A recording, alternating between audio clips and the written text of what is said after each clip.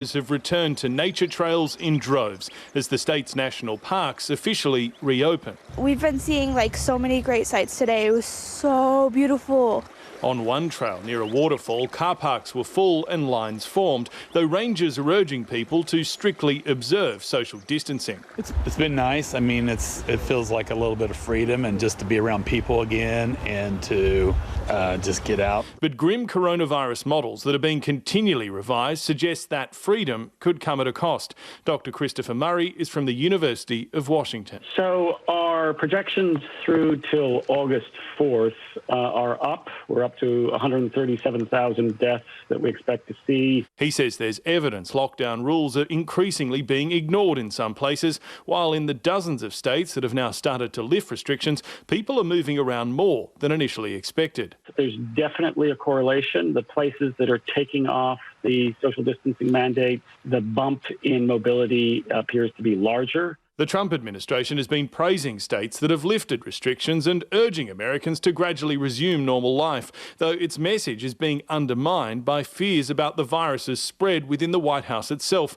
The president's chief of staff, Mark Meadows, insists America's executive mansion is safe. This is probably the safest place that you can come to. But in the past week, 2 West Wing staff members have tested positive, including the Vice President Mike Pence's press secretary. 3 top officials are now in some form of self-quarantine, while Mr Pence, who is tested daily, apparently distanced himself from others a bit over the weekend before returning to the office today. Senior advisor Kevin Hassett says it is a little scary to work in the West Wing. You know, it's a little bit risky, but you have to do it because you have to serve your country. The administration's critics, however, are deeply unimpressed. They question if it's not safe to work in the White House, one of the most secure buildings in the world, then is it safe for ordinary Americans to begin returning to their offices right now? Several US media outlets report that Donald Trump has told aides he doesn't want to be near anyone who hasn't been tested. And in recent days, more staff members have been spotted wearing masks. James Glendale with that report from Washington. The US Justice Department is considering federal hate crime charges against 2 white men who allegedly shot and killed an unarmed black man in the state of Georgia earlier this year. The victim, 25-year-old Ahmaud Arbery, was out jogging when he was confronted by an ex-policeman and his son. They are now in custody. The lockdown in South Africa has been a dry one. The sale and transport of alcohol has been banned there. And despite lobbying from the embattled drinks industry and from citizens accustomed to enjoying their country's fine wines and craft beers, President Cyril Ramaphosa is not lifting the ban. The BBC's Andrew Harding reports from Johannesburg. All of a sudden, South Africans are discovering the delights of pineapple, specifically for home brewing. Is to give the yeast a surface area to work off. It's not just the lockdown prompting new hobbies and a rash of online recipes like this one, but rather a strict ban on the sale of alcohol, now enforced nationwide for the past month. When you go to these supermarkets, there are portions that sell liquor. They shall not. You shall not buy liquor. The idea behind the alcohol ban was simple. Stop drunk driving, stop drunken fights, and you'll free up vital hospital beds for people with coronavirus. And sure enough, it seems to be working. Professor Charles Parry has been analysing the figures at South Africa's Medical Research Council. There's been an amazing drop-off in trauma admissions by about 65%. So we're now seeing about 12,000 admissions per week, and previously there were 34,000. But enforcing this 21st century prohibition has not been so straightforward. The security forces here have been accused of beating, even killing people as they patrol poorer neighbourhoods, hunting for any signs of alcohol. As prohibition drags on here, there have been several instances, like this one, of liquor stores being looted by the public. As for the alcohol industry, it's now urging the government to, at the very least, relax the terms of the clampdown. Especially the small craft breweries. I mean, the big guys can find other ways and maneuver, but we're going to feel it more as a craft brewing industry. That argument that small businesses are bearing the brunt of it fits into a larger debate here about whether such a strict lockdown is doing more harm than good in a country and a continent that has yet to see COVID-19 infection rates at anything like those in, say, Europe.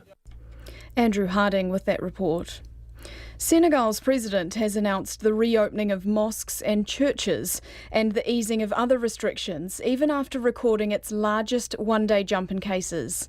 Macky Sall ordered the closure of places of worship in March and imposed a dawn-to-dusk curfew. The World Health Organization has warned the epidemic could drag on for years across Africa, and Mr. Sall says people need to learn to live with it. Lockdown restrictions have been eased across more parts of Europe today. People in France, Spain, Belgium, the Netherlands and Switzerland are being given greater freedoms, including the reopening of some shops, schools, hairdressers and restaurants. There are concerns about the impact the measures could have after Germany reported an increase in cases of the virus just days after relaxing its rules. However, in France, millions have headed back to work after 8 weeks living under lockdown.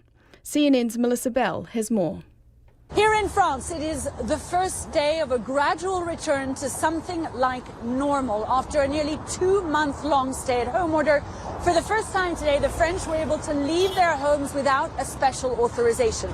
The result? Many more cars here on the Champs-Élysées, many more people on the streets of France's cities, but nothing like normal. A lot of people still working from home. The schools have yet to reopen, although the youngest will get back to school later this week. And here in Paris, we remain in a red zone, so there are restrictions. For instance, if you want to travel on the metro, you need a special authorization at peak time, saying why it is you weren't able to work from home.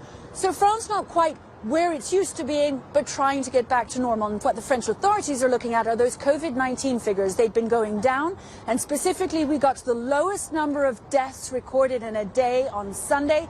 Will they rise again now that people are back on the streets and getting back to their lives? That is the question that French authorities are closely watching. Melissa Bell reporting there. Interpol has issued an international arrest warrant for Anne Sakoulis, the wife of an American diplomat. She's accused of killing a British teenager in a reckless driving accident in the UK. Anne Sakoulis left the UK shortly after the crash that killed 19-year-old Harry Dunn last August and invoked diplomatic immunity. The issue has been a sticking point in US-UK relations ever since. Our correspondent Nina Maria Potts has more. Anne Sakoulis has been the subject of British outrage ever since she was allowed to leave the UK following the dangerous driving incident in which 19-year-old British teenager Harry Dunn was killed while on his motorbike near a British military base in Northamptonshire. In January, US Secretary of State Mike Pompeo rejected extradition requests from the British government.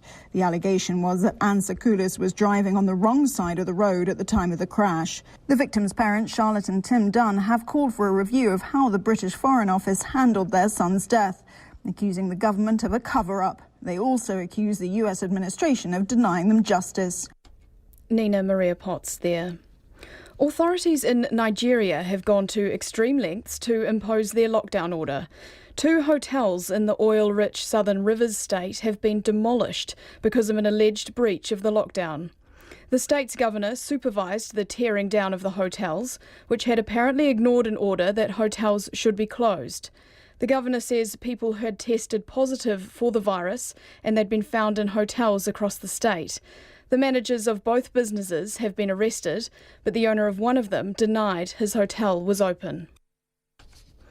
Qatar Airways has announced it will give away 100,000 free flights to frontline health workers. Each country will be given an allocation and health workers can apply for 2 economy class tickets to anywhere Qatar Airways flies.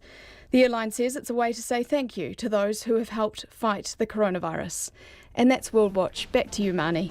Thanks, Annabelle. And that's Midday Report, Te Purongo o Te Pautūtanga for today, Tuesday, May the 12th. We'll bring you the government's COVID-19 briefing with the Prime Minister, Jacinda Ardern, and the Director General of Health, Ashley Bloomfield, shortly after 1. Stay with us for that. RNZ will also stream that live on our website, rnz.co.nz. We'll be back tomorrow with interviews and the latest news from Aotearoa and the world. But for now, from the Midday team, kia tau te mauri e te whānau, hei a pōpō, kia pai tō rā. And we're just coming up to the news at 1 now with Cynthia Morahan.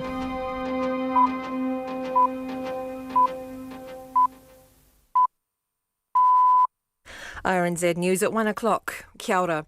The government has announced a $4 billion spend on healthcare. That includes money to help catch up on the tens of thousands of operations and procedures delayed by COVID-19. The Health Minister says more than 150,000 people missed out on surgery, scans, specialist appointments and other procedures because of the lockdown. David Clark says $283 million has been allocated for the catch-up over the next 3 years, but he hopes it won't take that long. Most of the $4 billion is for district health boards over the next 4 years. The racing industry will get a $72.5 million emergency support package in Thursday's budget. There'll be a $50 million relief grant for the Racing Industry Transition Agency and a $20 million from the Provincial Growth Fund for 2 new all-weather tracks. The Racing Minister, Winston Peters, says the industry's already weak financial position has been worsened by COVID-19. This has created the perfect storm. We can't gild the lily. It's taken the industry to the brink of insolvency. It's a matter of urgency for the government to provide support. And we have to protect what we have, and we have to rebuild for the future. Winston Peters says racing provides jobs and contributes to the economy, and the government will consider recapitalisation options. Labour's Manurewa MP Louisa Wall is pursuing legal action against her own party over another nomination for her seat. The party had to get advice from a QC about a nomination from the Waitemata DHB board member Arina Williams because it had come in after the deadline. Here's political reporter Joe Moyer. Party President Claire Szabo says it has taken care to follow the Constitution in accordance with legal advice. Ms Wall, Ms Williams and long-time electorate organiser Ian Dunwoody have all been approved for candidate selection in the Auckland seat. Ms Wall, who has held the electorate since 2011 and has an 8,000 majority, declined to comment. From Parliament, Joe Moyer. The Chief Executive of Māori Tourism says COVID-19 has had a devastating impact on Māori businesses, but she's optimistic they can thrive again if New Zealand opens its border with Australia soon. Pānia Tyson-Nathan told the Epidemic Response Committee this morning opportunities are already being explored. We've got a huge opportunity around an exchange of IP, which we were working on pre-COVID with Pacific and our Aboriginal relations in Australia. That we had been working on when COVID happened. Yes, Australia is important to us, but so is the Pacific. Pānia Tyson-Nathan. The Chief Executive of South Pacific Tourism says the future of tourism in the region must be green. Chris Cocker says the industry has been turned on its head by the COVID-19 pandemic and will never be the same.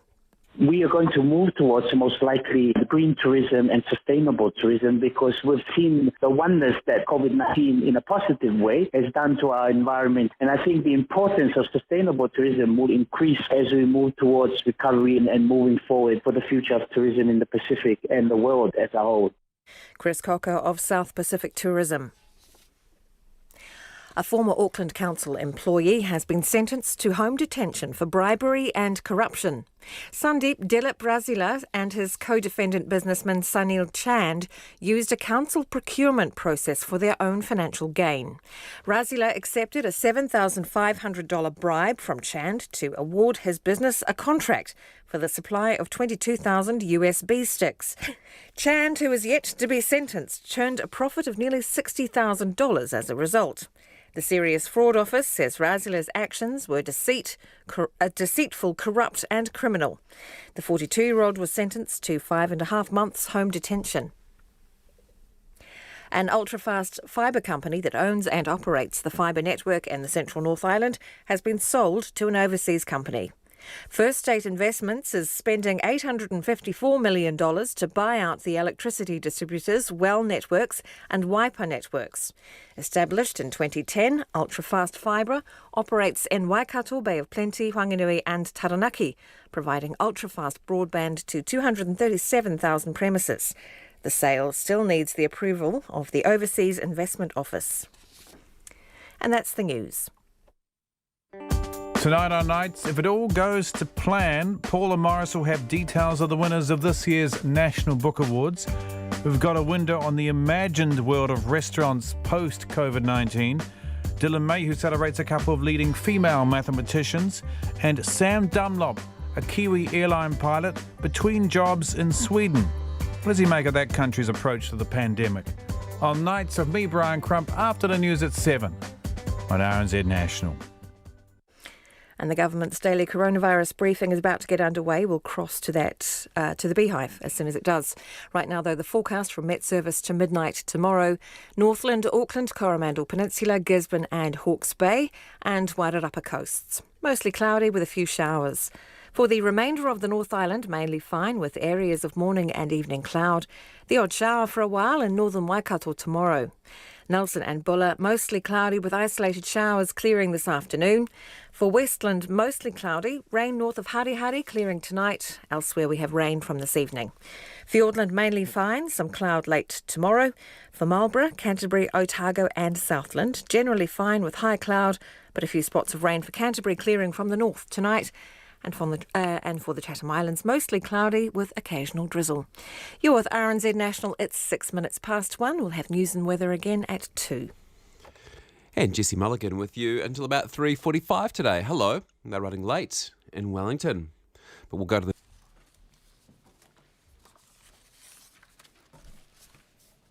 Kia ora koutou katoa. Welcome, everyone. I'll begin by handing over to Dr. Bloomfield for a health update, and then I'll share a few updates from the government this morning. Thank you, Prime Minister. Kia ora koutou katoa. Today we're reporting no new cases of COVID-19. This means New Zealand's confirmed and probable COVID-19 total cases remains at 1,497, and of these 1,147 are confirmed. We now have 1,398 people who are reported as having recovered from COVID-19. This is an increase of 12 on yesterday, and 93% of our cases are now considered recovered. Today there are just 2 people receiving hospital level care in Middlemore and North Shore hospitals, and neither is in ICU. There are also no additional deaths to report today, and we still have the 16 significant clusters, 4 of which are now closed, and a number of which have not had any cases between 14 and 28 days, so they are on their way to being closed off as well. Yesterday, our laboratories processed 2,893 tests, bringing the total number of tests completed to date to 197,084.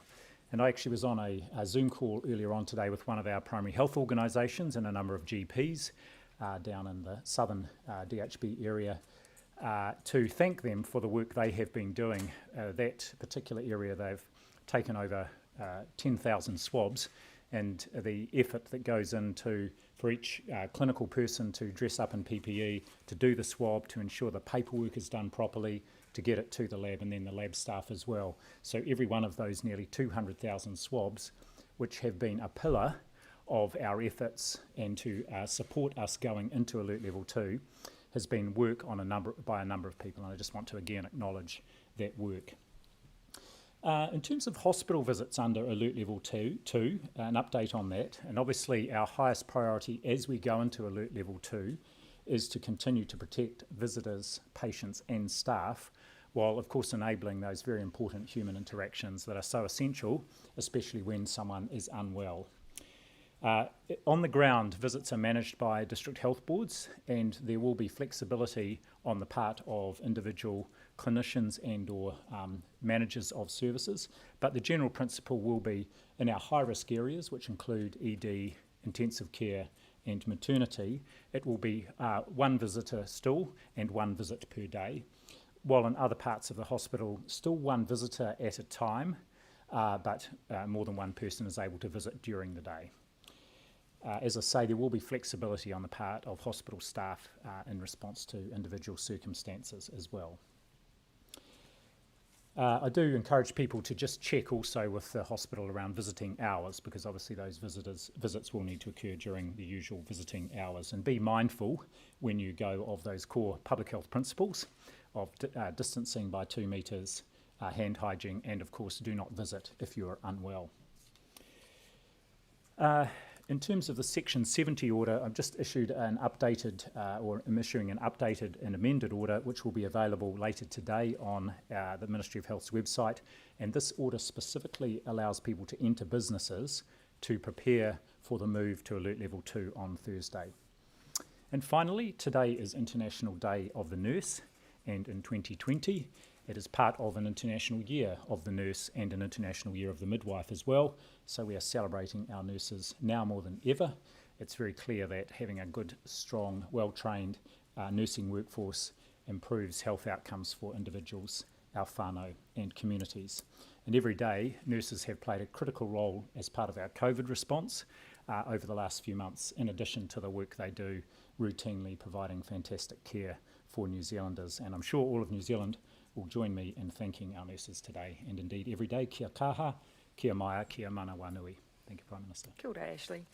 Can I just reiterate the comments made by Dr. Bloomfield about our nurses? And I have to say, even before COVID-19, I received quite a few letters where people who have been through our public health system really want to acknowledge the workforce within our system. And I often will get a message saying how kind, how professional, how supportive our nursing workforce and our clinical workforce are within our public health system.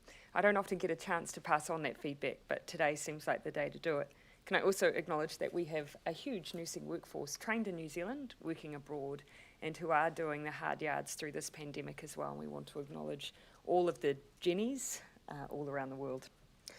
Earlier today, the government announced the biggest ever increase in funding for district health boards, as well as additional funding to support DHBs to deliver more services, more surgeries, more procedures, radiology scans and specialist appointments to help clear the COVID-19 backlog. We're investing over $4 billion more into our health system because the lesson from COVID is that we need to be prepared and that a strong health response is the best way to protect jobs and, of course, ultimately be in a position to get our economy moving again as well. We never know when the next virus or health emergency is going to come, but when it arrives, we know that it pays to have a world-class health system in place to deal with it. In fact, that is a commitment we should be making all the time to New Zealanders. When we were elected, we did inherit a health system that did have a number of long-term challenges, not the least of which was some years of underfunding, and public health had experienced that acutely, but also issues with infrastructure and facilities. Over our two previous budgets, we've made a number of investments in health and health capital, and as part of rebuilding together, our budget steps that investment up even further. Alongside our announcement of increased funding for Whāmek on Sunday, it is clear that our rebuilding together budget will also ensure that our health system is resourced to get us through and offer even more care and support to New Zealanders.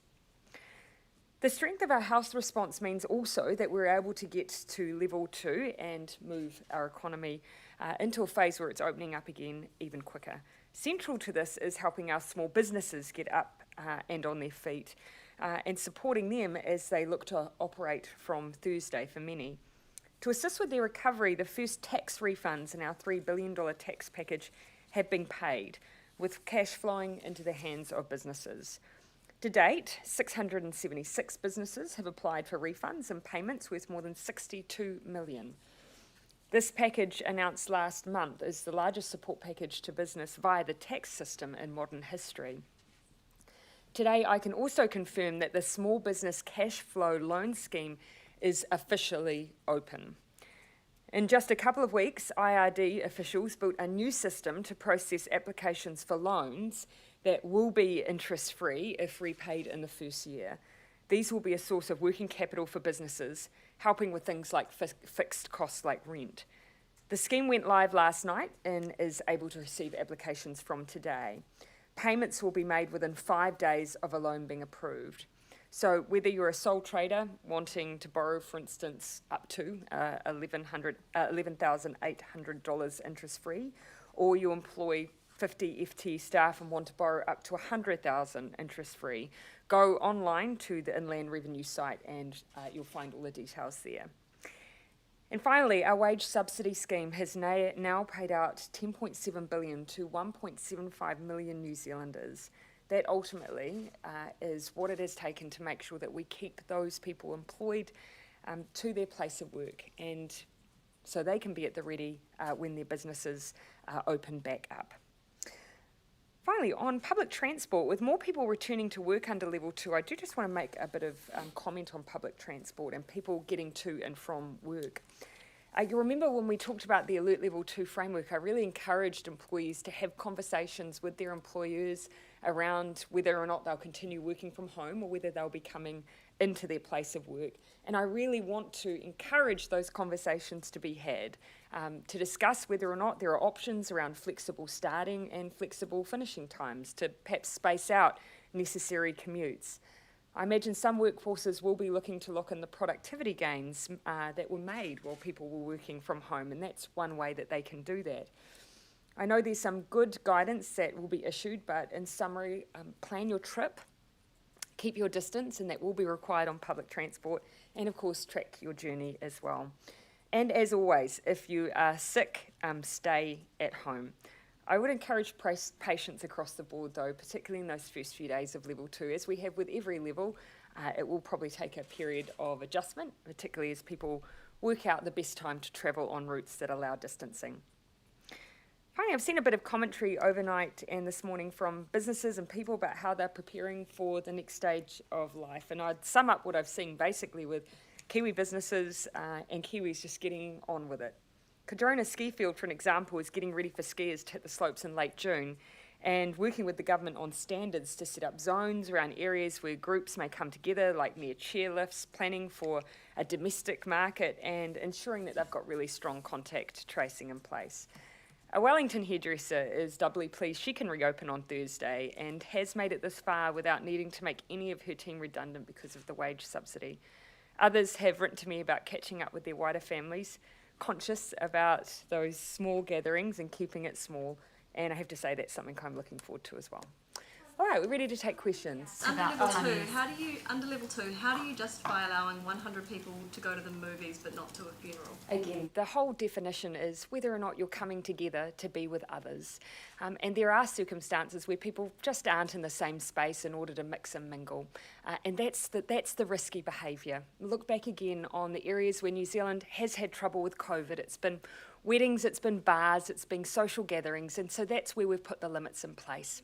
Socially distance at funerals as well, and they've been waited until level 2. Some of the bodies and morgues waiting until level 2 to be able to properly mourn and grieve, and all the indications you gave last week were that they'd be able to do that, and then yesterday saying it's going to be capped at 10. Do you recognise how much of a blow that is to those grieving families? I have always said through all of this that the thing that I have found as a human, the hardest in all of this has been funerals and tangihana. I've known people who have lost very close family members, and I can't imagine trying to grieve through a global pandemic for a loved one without being able to be together with others. But the one thing I also know is that funerals and tangi are a place where you want to comfort people. It is your natural instinct. That's why we come together. And the idea that we would force people to not be able to comfort one another, to support one another, is equally a very, very hard thing to comprehend. Decision for themselves. Equally, we're doing the same for every area where these are natural life events. We've made the same hard call for weddings, funerals, any gathering of note. You know, I spoke to someone last week who turned 100 and had no gathering. This is across the board. We know this is causing pain, but we equally have tried to be really consistent, not see a situation where people really question why they can't come together and others can't. But this has been very hard. Is now saying that you could have a wake after a funeral in a hall with 100 people as long as they're properly socially distanced. If your cabinet doesn't even understand the rules. No, you've heard me clearly outline them. This is only intended, we hope, to be a very, very short period that we're asking New Zealanders to unfortunately stay with us on what is a very difficult thing to do, but the intention is it will get us there faster to when people can come together again. Again, this is all based on the advice of health, and you can imagine I feel a real obligation to make sure that that we're listening to that advice. So perhaps this is something I can also ask the Director General to comment on. Well, thank you, Prime Minister. Again, we look very carefully at the sorts of activities that were higher risk as we go into Alert Level 2, with the intention of making sure we are keeping people safe, we are maintaining the gains we have made, and with a clear expectation and obligation on us to provide additional advice to government in 2 weeks' time about increasing the numbers up, and that's what is expected and intended. Did you consider making an exemption for tangi and funeral? Yeah, we did think about whether or not there was a way to do things differently. And again, as I look around, I think we can see that actually everyone's struggled with this globally.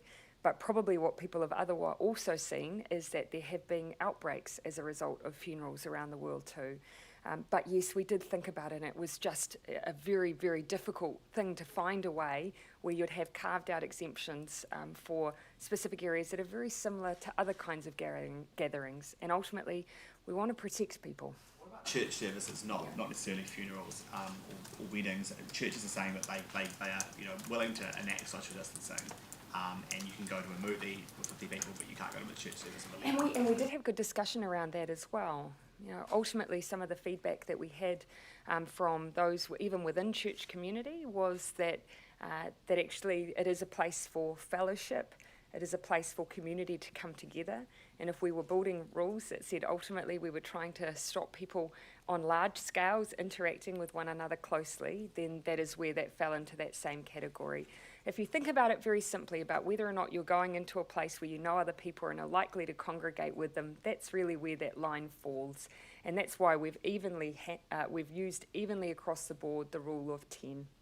The General suggested that there was a case for religious gathering even under level 3. Sorry, what was that? The Attorney General suggested there was a case for religious gatherings under level 3 because there's a restriction on religious freedom, kind of for issue here.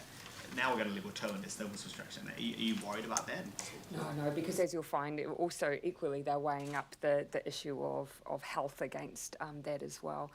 What I would say is, this is something that I personally gave good, strong consideration to. This is in my background as well. I was brought up in a family that practiced its faith religiously, and so I did think about this a lot, and it's something that has weighed on my mind. But equally, there in Australia, you see similar guidelines and rules in other parts of the world, all for the same reason, because it's all based on evidence. Bloomfield, how many of the compassionate cases to visit the dying have now been approved? Now, I'm sorry, I haven't got that information with me, but I will we'll provide that on our website later on, or we can get it to you later. Would you describe contact tracing or our capacity now as gold standard? Yes, I would, and I think the latest data, and we're getting more each week from our public health units, and so we're aggregating that over the last 2 or 3 weeks, suggests that the key indicator, which is that identifying and isolating close contacts within 48 hours, at least 80% of them, we are achieving that. And furthermore, we are continuing to increase our capacity out in our public health units to be able to do more and more. Currently at 185 cases per day, and we're targeting the number of 500 over the next 6 weeks. Prime Minister, you said yesterday that you were comfortable with the support being provided to migrants in New Zealand who had been affected by COVID-19. How does that tally with the news that a family of 7 was given a handful of tins of beans and spaghetti, a few other small goods, and told that they were meant to make that last for about 2 weeks of lockdown? I am comfortable with the support being provided where that support is being provided as we would expect, and that does not meet my expectations. 27 million was put into making sure that those services on the ground who knew where the need was had the flexibility to provide both food and support for accommodation to house people if they needed that as well. Whilst I can't comment on the specifics, I do understand that locally the team is trying to get in touch with the family in question because what they've had reported to them doesn't meet their expectations either. We heard from another woman, another migrant, a pregnant woman, who when she asked the local civil defence group for help was told, we can get a food parcel to you in 5 working days and that will be all you get, a one-off because of the demand. Again, not talking about the particulars, but in principle, wouldn't it make more sense to deliver direct cash support like a benefit as we do for other New Zealanders in difficult situations? Yeah, and again, that doesn't meet my expectations either. As you've heard me just say, we did support directly on the ground with over $20 million provided on top of what already was available to those community organisations to beef up what they were able to do as quickly as possible. So not only did we have local civil defence playing that role at a local level, and they delivered thousands and thousands of food parcels and support. We also, of course, had NGOs. We also had whānau order playing an incredible role delivering packs to families as well. So we were really looking to mobilise those support networks that could get food out the fastest or other forms of support, and we gave them the flexibility to do that as well.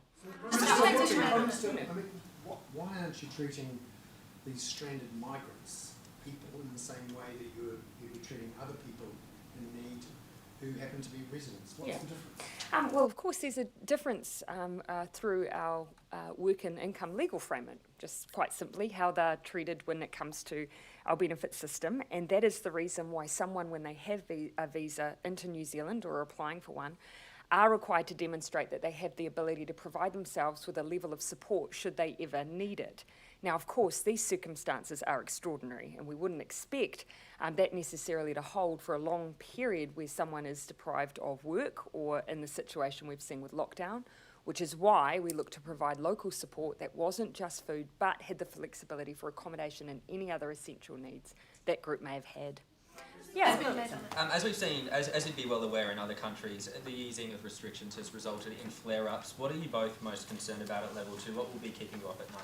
Yeah, and flare-ups are a concern. Second waves are a concern. And you see, I start my day reading the international news, and we've seen coverage, obviously, of Germany. In the past, we've seen the coverage in Singapore. More recent days, a bit of discussion, perhaps to a lesser degree, but around patterns in South Korea.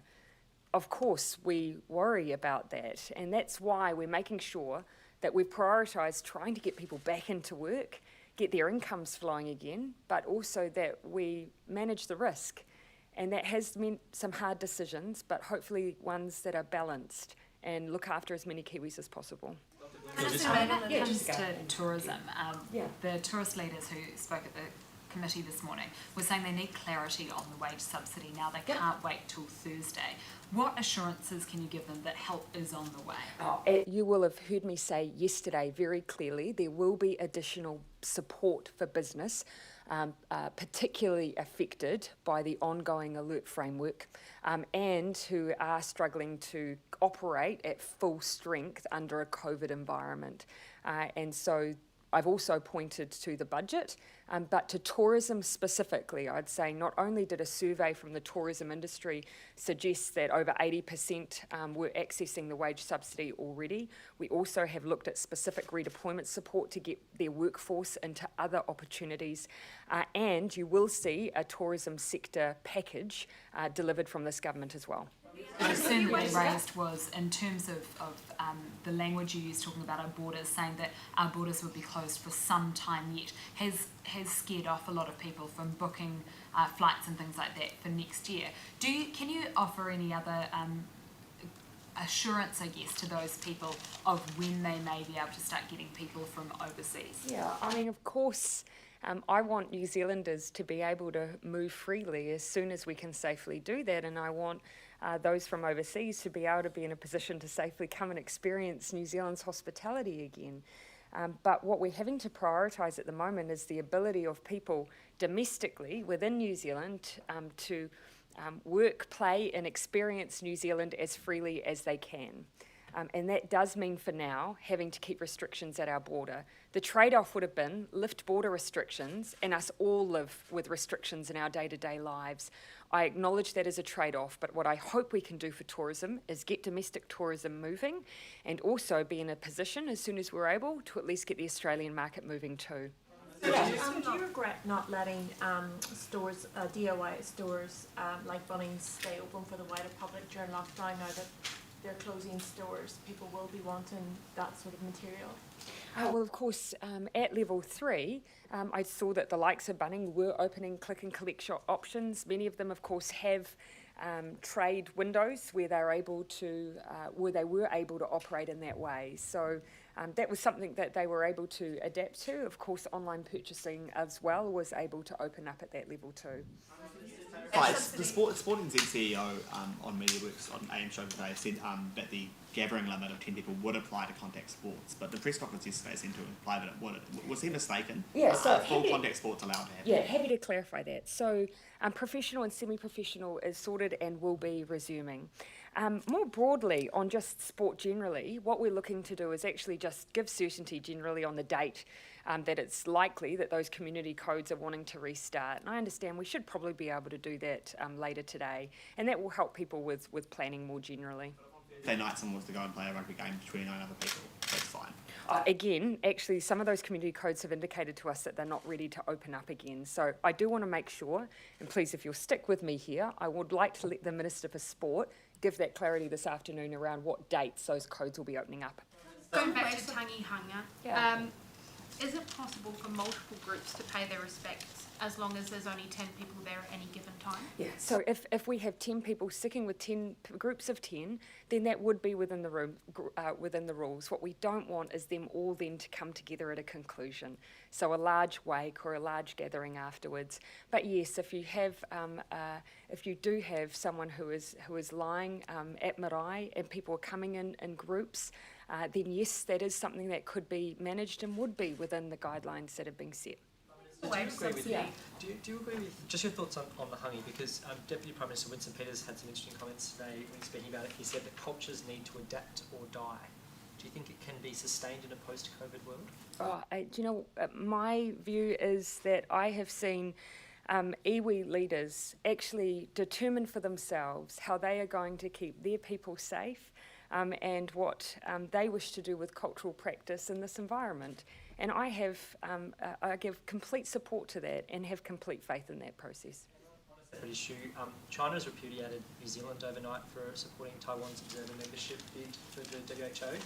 So I guess, do you consider these warnings like a diplomatic going through of the motions, or is it an actual threat to the bilateral relationship as China claims? I'll just take this as an opportunity to reiterate the position that I did again this morning, and particularly New Zealand's relationship. Through a number of years, we've always taken a one China policy, and that is continues to be the case. What we're referring to here is really our ability to learn from places during COVID-19 and thereafter and their health responses. In the same way that actually the world learned a lot from China's response. Their use of a lockdown in Wuhan demonstrated the ability to control the spread of the virus in a way that probably saved a large number of lives. Equally, a place like Taiwan has used some particular approaches that have demonstrated also success in their management. And so really for us, it's about being able to gather that knowledge, but it fundamentally does not change our policy with regards to One China. The Deputy Prime Minister last week to tell Without being called, Jackson. Was it appropriate for Winston Peters last week to tell the Chinese ambassador to listen to her master? Sorry? Listen to her master. I would like to see the quote in full before being drawn on comment on that. Gina? Back on the wage subsidy, have you waited too long to give a signal of its successor to businesses, because they've now got 4 weeks left and a lot of them are having to give 4-week redundancy notice periods? Again, this runs through till beginning June. It was a 12-week payment, and it's only, of course, running out on the 9th of June for those who took it at the very, very beginning. We actually had a large number who took it much later in that 12-week period, and so were receiving the subsidy for longer than just that beginning. Also, of course, it does help that we have that certainty now for businesses around where we are in the alert framework and their ability to operate again as well, which also was something they were looking for certainty. Those ones that would have taken it in the beginning is tourism businesses, and they are screaming out for some kind of certainty. They said they needed it last week, not the budget this week. And we've given a clear signal of our intention there, but also the fact that there will be sector-specific support for tourism and other areas we know have experienced a big hit. But what we also need to do is work alongside tourism as they rebuild for those specific sectors. Domestic, we will continue to work on Trans-Tasman, and then a longer-term plan around our re-entry into a global market. Do specific packages be hospitality? Sorry? Will one of those sector-specific packages be hospitality? Again, of course, we're setting out a path where hopefully hospitality can get back up and running. Some of those more generic frameworks for support, like the wage subsidy, have been important to that sector. But when you think about those that were first to close, actually they are ones who have relied on crowds and audiences, so the likes of the arts, obviously the media, aviation, and you've already seen some support specifically rolled out there. Yeah. Given we don't know the outcome yet of the review into the COVID-19 outbreak at Waitakere Hospital, was this a cluster waiting to happen as been reported by one media outlet today? Well, I think they're separate. I would comment on the latter. I don't think it was a cluster waiting to happen. The cluster happened around the aged residential care facility, and part of the care of the residents, because they couldn't staff the facility, was to bring them into Waitakere Hospital. I did speak with the acting chief executive of Waitemata DHB yesterday, and I'm expecting to see the draft report later today, and I know their plan is to make that public this week. And as I said yesterday, the important thing here is we learn from each of the instances we have had, so that we can then update our approach and policies, which is nationally, which is what we're intending to do here. Can you explain why St Margaret's rest home residents weren't immediately taken to North Shore Hospital? Yes, because the level of care it was felt they required was appropriate for Waitakere. It was also closer to their whānau in their community. Yes. So I'll come back to you, Tony. The Electoral Commission this morning, they announced a whole range of measures to try and keep the public safe when it comes to voting on election day, physical distancing and PPE for electoral staff. Have you given any thought to how this will affect your campaign and being on the election trail? Actually, only really, if I'm honest, only in passing. You can imagine why the election feels, in terms of days, weeks and months, a lifetime away, as probably you'd imagine in the middle of global pandemic. It's not the thing that I have yet turned my mind to. What I am hopeful of is that we will be in a position to even have a greater degree of interaction with one another then than we are now. And I think that's what we're all working towards. But to be honest, I haven't put my mind to it. Prime Minister, was Winston Peters incorrect today when he said that after a tangi, groups of more than 10 could gather in a hall, or they could book at individual bookings at restaurants to gather? And the rule's quite confusing if Mr Peters himself is... Sorry, did you just ask that of me or Dr Bloomfield? Of me. As I've already clarified, the rules around group bookings is, again, that consistency. If you are coming together for any social gathering, it's groups of 10. And we do have to apply that consistency. It would be totally unfair to have any kind of wiggle room when we are asking so much of those particularly who wish to grieve in larger groups to give any leniency for any other group in that regard. Yeah, Toa. Sorry, did you want to... Why do you think Winston Peters got it wrong? Again, I wasn't here for the stand-up. I don't want to make any assumptions about what he did or didn't say on those guidelines. Toba? The Health Ministry said there are 2 people in hospital with COVID-19. However, we know for a fact that at 1:30 p.m. yesterday, there were 5 confirmed COVID patients in North Shore Hospital alone. Are you being deliberately misleading to try and make the data look better?